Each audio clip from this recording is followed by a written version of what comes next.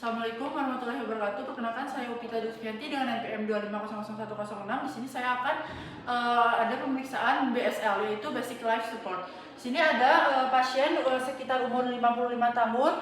Beliau terjatuh di area parkir. Di mana di sini kita akan memastikan terlebih dahulu lingkungan aman bagi penolong dan si korban tersebut. Lalu setelah itu kita akan memeriksa kesadaran dan respon korban yang dilakukan dengan secara bersamaan dengan memanggil namanya terlebih dahulu, Pak. Setelah sudah kita akan menepuk dan mengucapkan bagian pada korban.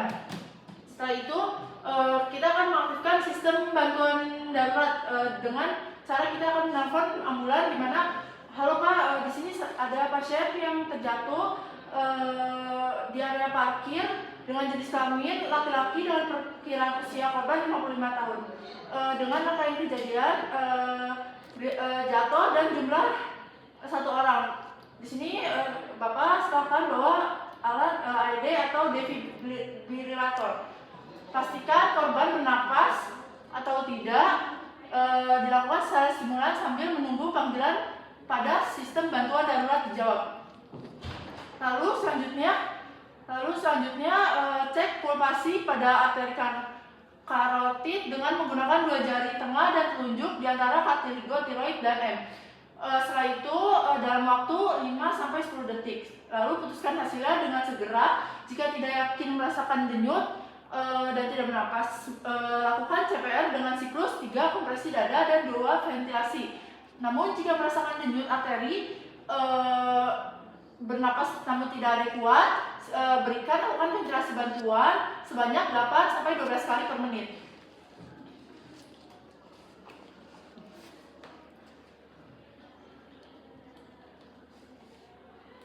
Di sini mengapa arteri karotid ini dipilih untuk pemeriksaan pulsasi pada BSL? Karena arteri tersebut merupakan arteri yang paling besar. Mengapa pada selanjutnya ada soal di mana pada perabaan pulsasi arteri karoid kenapa dilakukan maksimal 10 detik, karena kita membutuhkan penolongan yang cepat.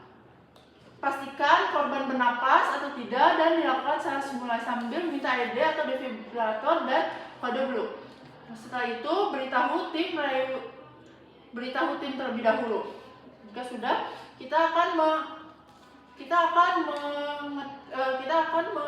membantu dengan pernapasan selama 5 detik. 1, 2, 3, 4, 5. 1, 2, 3, 4, 5. 1, 2, 3, 4,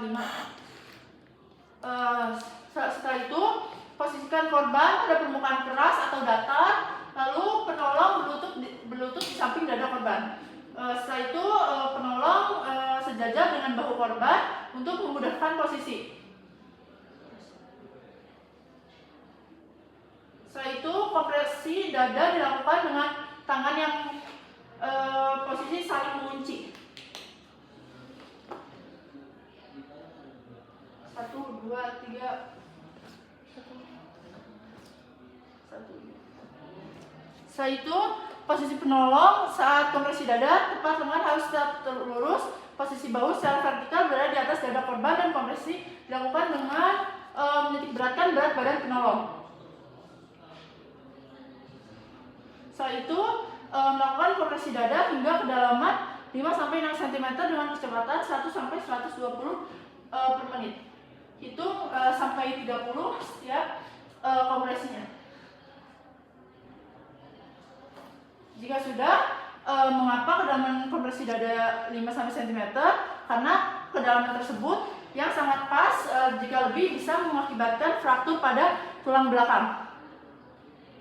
Setelah itu, buka jalan napas dengan melakukan head tilt chin lift jika tidak ada trauma. Namun jika ada trauma, kita melakukan dengan cara jaw thrust. Setelah itu, ada pertanyaan di mana mengapa perlu membuka jalan napas sebelum dilakukan ventilisasi, karena agar memastikan tidak ada yang mengganggu dalam pernapasan atau mulut pasien tersebut. Lakukan ventilasi dengan mouth to mouth menggunakan pocket mask atau menggunakan alat back valve mask. Jika sudah, berikan ventilasi secara adekuat sesuai kondisi. Dapat dilakukan 2 ventilasi setelah 30 detik kompresi. 1, 2, 3, 4, 5. 1, 2, 3. 1, 2. Selama 2 menit. Jika sudah 2 menit, dilakukan 5 siklus rasio CPR ventilasi 3:2 tanpa interupsi atau setelah melakukan ventilasi bantuan selama 2 menit.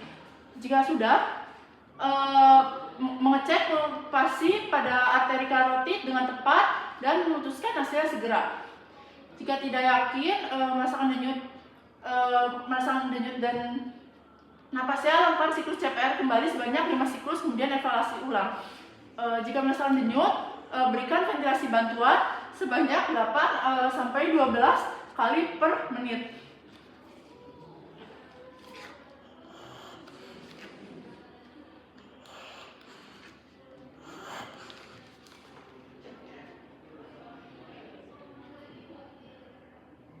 Baik, di sini ada pertanyaan, jika ada nadi tetapi tidak bernapas, mengapa hanya dilakukan ventilasi? Karena pasien tersebut hanya membutuhkan ventilasi. Mengapa korban yang pulih ditempatkan pada recovery? Karena recovery tersebut yang dapat membantu pasien. Ya, caranya dengan melakukan dengan cara angkat sedikit lengan pada pasien, lalu dimiringkan ke bagian kaki, ikut dimiringkan. Setelah sudah baik, dimiringkan sampai pasien tersebut bangun. Baik, di sini pemeriksaan telah selesai. Kurang lebih mohon maaf. Alhamdulillah, amin. Wassalamualaikum warahmatullahi wabarakatuh.